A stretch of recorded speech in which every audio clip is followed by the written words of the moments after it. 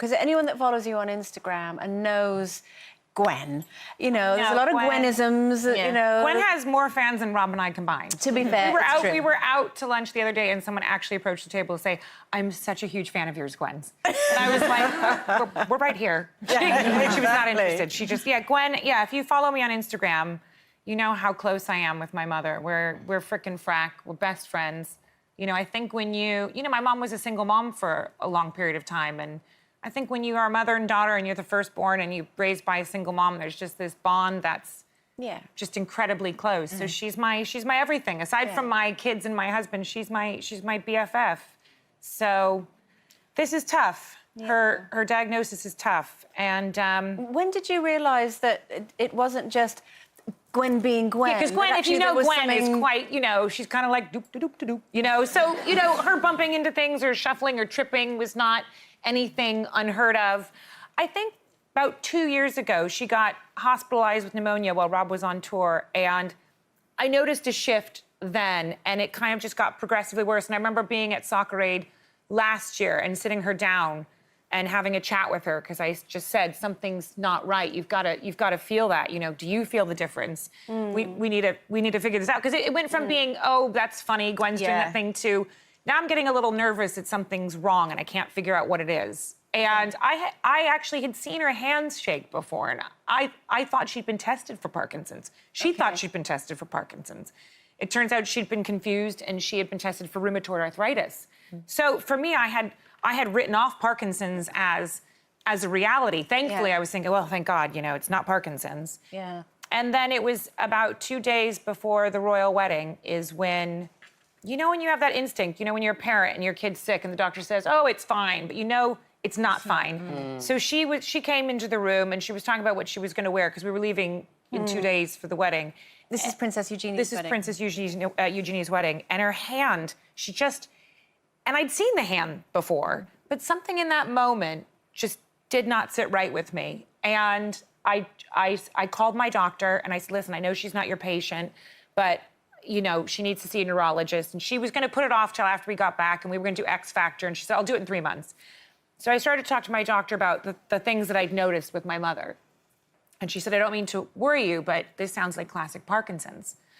And when we went on the website for Parkinson's, it was like she hit every single one on the list, all of the symptoms. And we both looked at each other, and I think in that moment we both knew that this is probably what it was. And then the next day we got her into the neurologist, and they confirmed what we thought. And then it was like we left the next day for the royal wedding. And then a week later I started X Factor. So it was a very, you know, How do you manage all of that? Because, you know, out front you're having to be, you know, everything's great, everything's in control, amazing, judging, enjoying, and then and behind the scenes, privately, all of this difficult stuff is going on. How do you manage that? I still don't know. It's a very confusing time because there are such wonderful blessings in my life. You know, I have this amazing baby and an amazing family, and I loved X Factor. And all that was happening. And all that was happening. So there were all these moments of joy, you know, and then there'd be these sharp drop-offs where I'd be awake, lying in bed, crying. You know, Rob would be asleep, and were you cross with your mum, though, deep down, that she hadn't told you been a bit more honest before? Because my auntie has Parkinson's, so I know intimately what it's like, and it can be really challenging. It's very, you know, it was weird. It's funny that you mentioned that, because through this process, and I'm still figuring it out. I mean, it's only been a couple months, but there are these weird moments of misplaced anger I have. Yeah. You know, there was someone the other day that was talking about their Parkinson's, but they didn't need to have the medication yet because their Parkinson's isn't as advanced as my mom's. And there was this moment where I was angry at my mom for being sicker. Why did you have to get the aggressive kind? Why are you on medication? And it doesn't even make sense. How could I be mad at her? And then you feel guilty about being angry about that. You know, it's like no one trains you there's nothing you can do to anticipate all these levels that you feel. But you shouldn't feel guilty. It's not to do with age either, is it? No. Because this is the misconception. I think a lot of people... my mom's younger than this person who had Yes, and I had a friend who got it in their late 30s. And you know, it does strike people quite young. And I suppose if you don't recognise the symptoms or you don't want to, it can progress quite a long way without being Exactly. on medication. Exactly. I mean, I think that my mom's had this for years, you know, and I think that's the tricky part is that once you have the diagnosis, it's, you know, I think Thinking back, It's yeah, thinking back. obvious. I think once. I mean, I don't quote me on this, but I believe once you are diagnosed with Parkinson's, you've already lost 50% of your cells. So it's happened way before. Yeah. You know, and I think this is a big deal. Is, you know, I didn't know the symptoms of Parkinson's. All I knew about Parkinson's was Michael J. Fox and shaky hands, and really quite limited on my knowledge. And all of a sudden, you know, with any kind of disease diagnosis, you're thrown into this world where you're kind of free falling, and you have to learn everything you can about this thing that you're confronting, because this is the journey. There's no, you know, I can't sidestep it. Yeah. There's no shortcuts. It's here we are. In front of you. And I don't know how the journey goes, you know. Has Parkinson's UK helped you? Because you've become an ambassador. I've become an ambassador to Parkinson's UK, and they have been so incredibly informative and helpful. And, you know, I went to a brain bank the other day, which is the leading brain bank.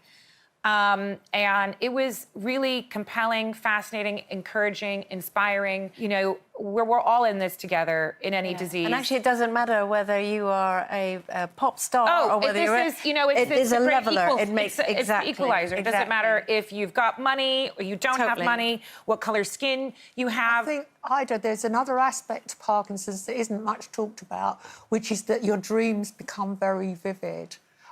In some people, and this is what has happened with my auntie, that she will phone me and tell me something has happened. She's dreamt it, but she believes it. And this is a side effect that's not much written about. Well, there are a lot of really interesting side effects that I'm learning about because, you know, as I said, I had the layman's shaking hands. I mean, it's so basic. That's not necessarily Parkinson's, but there are nuances, you know, small writing. You know, my mom's voice started to become really weak, and we would just joke with her, you know, like, back of the ribs, Gwen, you know, speak up. You know, and it just became like a running kind of joke about, oh, Gwen, we can't hear you, Gwen. You know, well, you know, I can see her. I can't hear her, but I can see her. She's just in the wings, just there. Is she flashing her leg? Gwen, do you fancy coming out? Gwen, come on out, Gwen.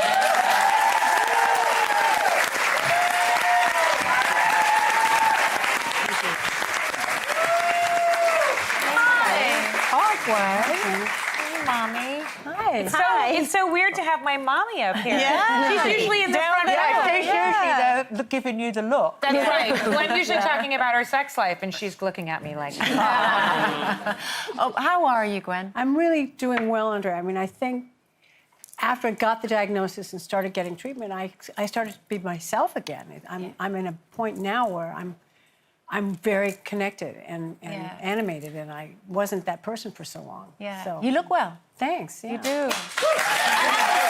We're living through chemistry. What can I say?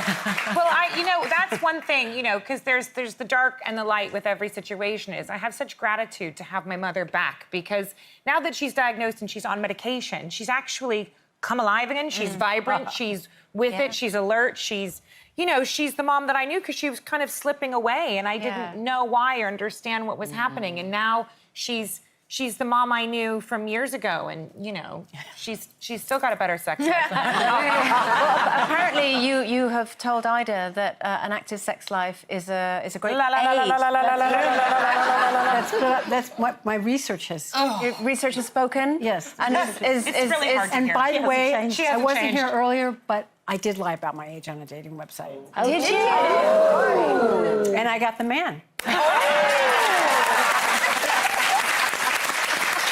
How many years did you take off? How many years? 3. That's not even, that doesn't Was even he count. younger? He is younger. Oh, he is younger. Oh, he's still. Oh, he's still there. He's still there and in my house doing what they're doing. Okay.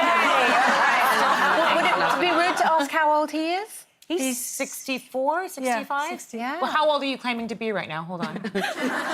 He's 65. He's 65. Yeah. Oh, so we're going to go with that age. Okay. Okay. Gwen, thank you for coming on, albeit briefly, and we are so happy to see you looking all I well. can say is get real about this stuff, and it's okay once you know it's good to have the information and to have the knowledge. So. Thank you. Thank you, Gwen.